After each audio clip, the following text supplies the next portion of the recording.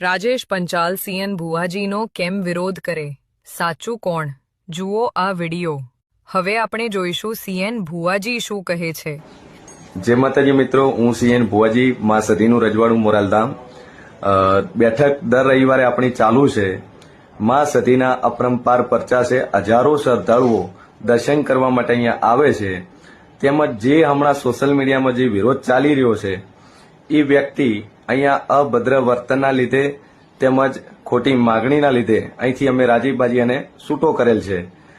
તેમજ અહીં વધતા શ્રદ્ધાળુઓના લીધે એને સહન થતું નથી એવું કહીએ તો પણ ચાલે. બીજું કે માં સધીના જે પરચા છે એ તો લોકોને ખબર જ છે.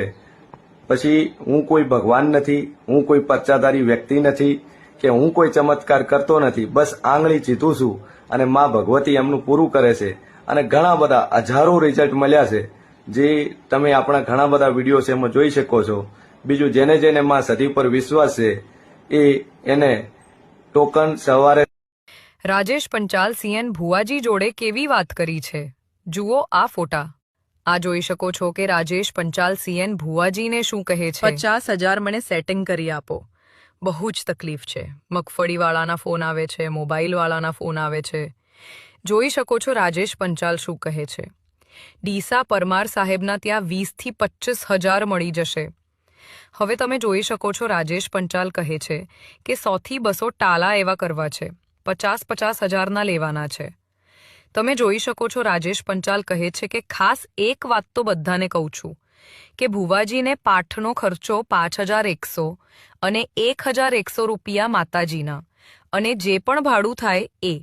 આ તો ચોક્કસ બધાને કહું છું, પણ ગુરુજી તમે કઈ જવાબ કેમ નથી આપતા? આમાં તમે જોઈ શકો છો રાજેશ પંચાલ કઈ રીતે લોકો પાસેથી પૈસા લીધા છે. તમે જોઈ શકો છો કે રાજેશ પંચાલ શું કહે છે. પોતાના વિશે: હું મારા મમ્મીથી કંટાળી અને ફરું છું. મારી પાસે 3 બાળકો છે, મારી ઘરવાળી છે અને મારા પપ્પા છે. પણ મેં એવું વિચાર્યું હતું કે મારા લીધે કોઈનું નામ બનતું હોય તો કેમ ન બનાવીએ. સંજયને પૂછજો કે તને કોઈ ઓળખતું હતું, તારું નામ કોને બનાવ્યું? હું એવું કહેવા નથી માંગતો કે મેં બનાવ્યું, પણ વર્તન વાણી હોવી જરૂરી છે. કિસ્મત લખાય નથી, આવ્યા કિસ્મત આપણે લખવાના છે. મારી જોડે બધું જ છે અને હું ધારું દર મહિને જેટલા રૂપિયા જોઈએ છે એટલા કમાવાની તાકાત છે. પણ ના, એનું પણ કંઈક કારણ છે. વધારે અભિમાન નથી કરતો. બનાસકાંઠામાં એવા 10-12 પોલીસ સ્ટેશન છે, ત્યાં જઈને ખાલી મારું નામ લેજો તો પણ તમને અનુભવ થશે. પોલીસ એમ કહેતી હોય કે રાજેશભાઈ